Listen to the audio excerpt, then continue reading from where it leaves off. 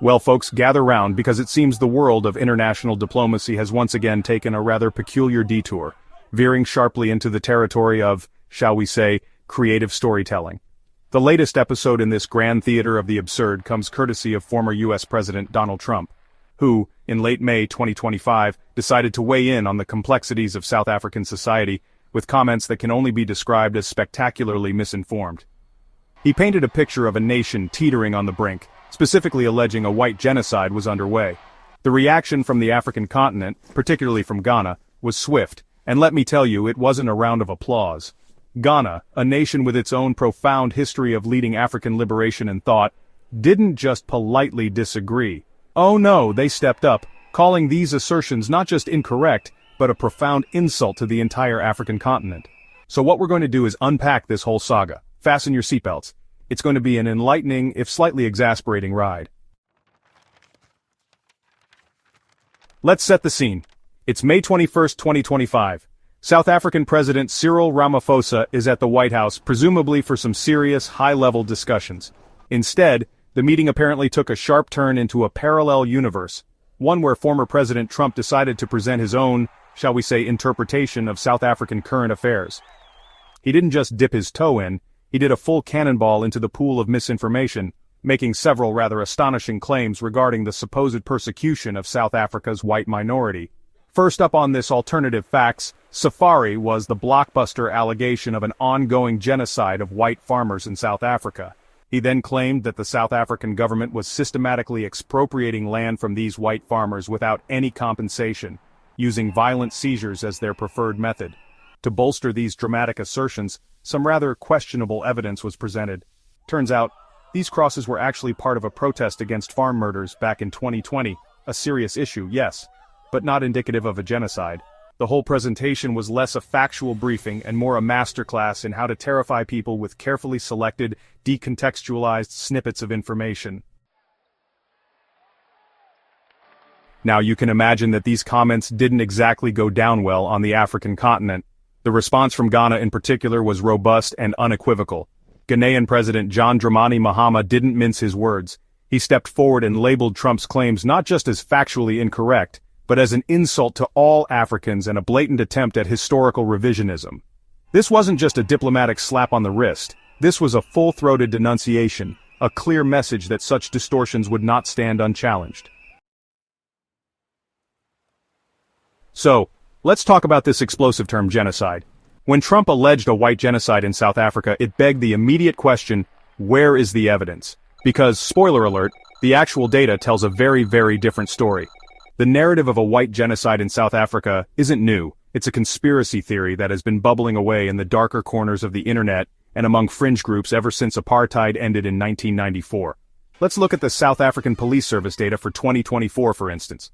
Out of a tragic total of 26,232 murders in the country, a horrifying number that reflects a serious crime problem affecting all communities, only 44 were linked to farming communities.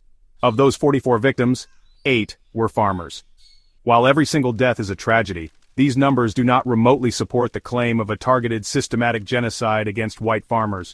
Even data from the TLUSA and Afrikaner Farmers Union, a group you'd expect to be acutely aware if a genocide against its members was occurring, indicates an average of around 40 white farmers murdered per year since 1990. In fact, earlier in 2025, a high court in the Western Cape explicitly ruled that claims of a white genocide are clearly imagined and not real. The idea of them suddenly embarking on a genocidal campaign against a minority group is not just factually baseless, it's a profound misunderstanding of the country's aspirations.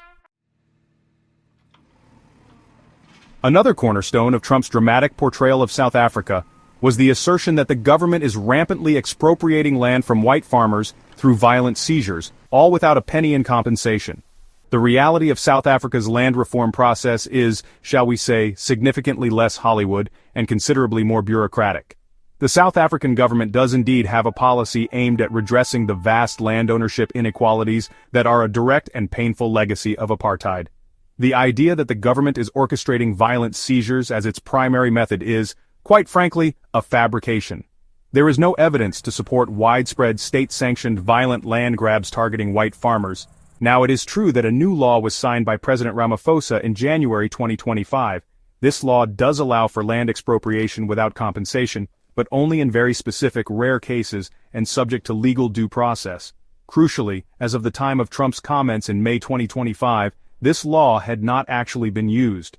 The process is intended to be orderly, constitutional, and focused on achieving greater equity, not on punitive confiscation. The land issue in South Africa is undeniably complex and emotionally charged, rooted in decades of injustice.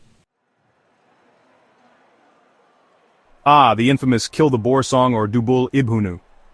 Former President Trump, in his May 2025 commentary, predictably wheeled out this old chestnut, asserting it was an explicit, literal instruction to commit violence.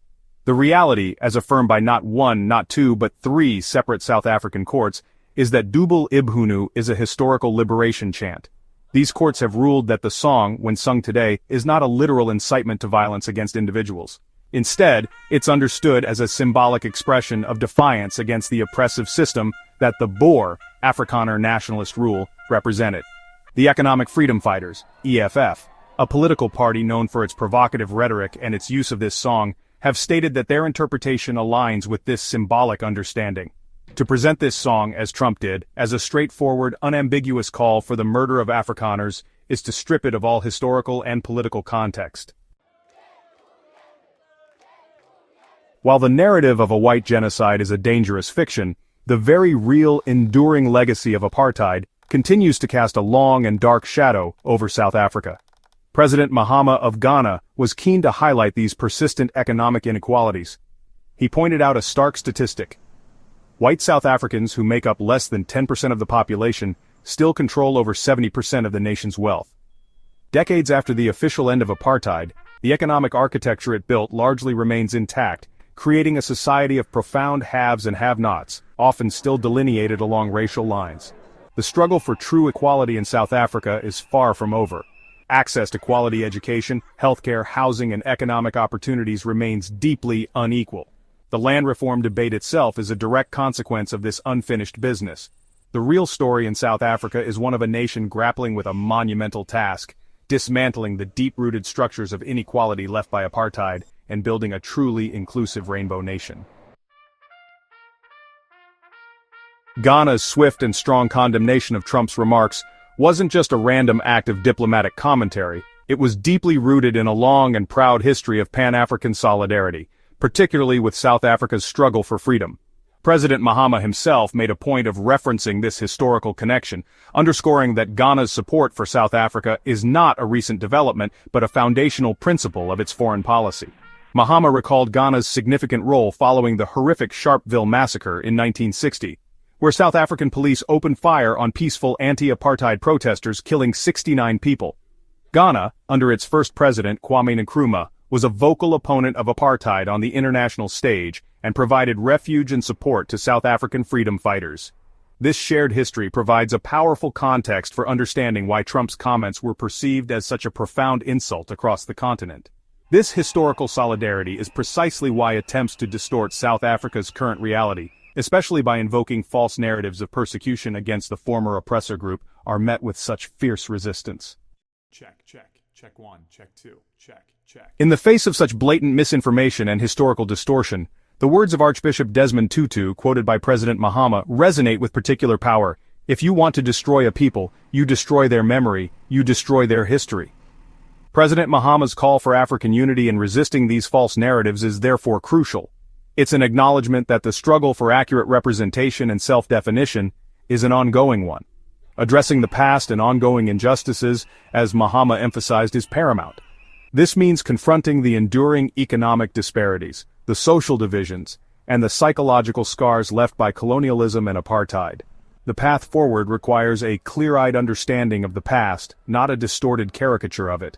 Ultimately, Ghana's robust response serves as a powerful reminder of the importance of vigilance, critical thinking, and solidarity.